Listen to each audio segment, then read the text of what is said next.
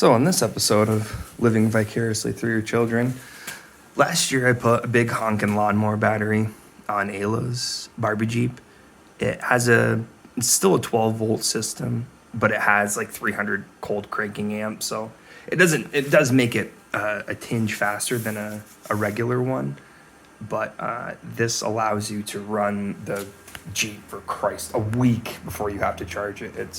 It's an awesome setup, and the Jeep has like an engine bay that I had to modify a little bit to accept the lawnmower battery, but it was way easier to work on, and you just plug it into your charger at the end of the weekend, and that's easy. But on Theo's, I had to do some redneck engineering.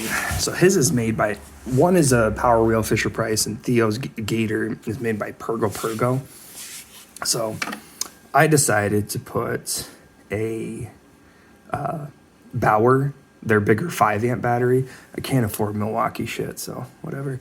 And this one's pretty plug and play. You just rip off the old battery, and this had a little junction connection off the positive and negative terminal. I'm gonna assume it's maybe an inline fuse from the factory or some sort of a voltage regulator, continuum transfunctioner. I have no fucking idea. But all I did, same thing on the Barbie Jeep, is you just put in, and they sell these inline fuse things at like Tractor Supply or even Walmart, and it just allows you to have a little bit of added protection in case there's a spike in volts or amps or whatever. So I just put a new tip on this, all simple hand tools, anyone can do it. I put a male-female connector on here to plug into the continuum transfunction or gigawatt machine thing. I don't know what it is.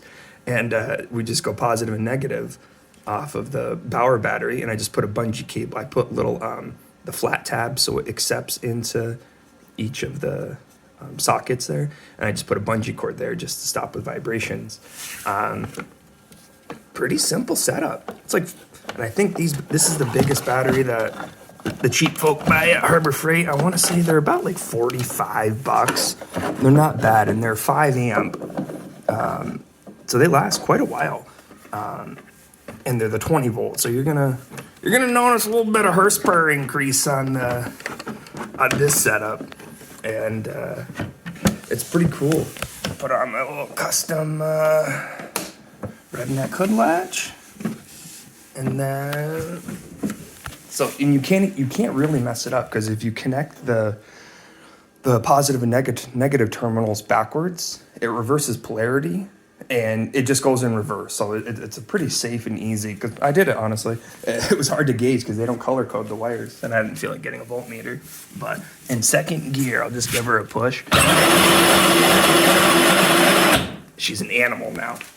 And with the setup, you just grab another one of your poor man drill batteries, because that's all I have, and you pull it in and out.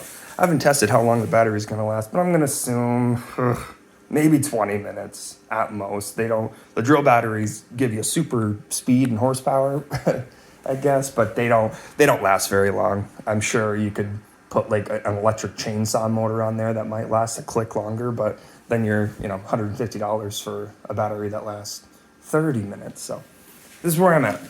This is what we do. Fun stuff getting ready for spring. Have a good weekend.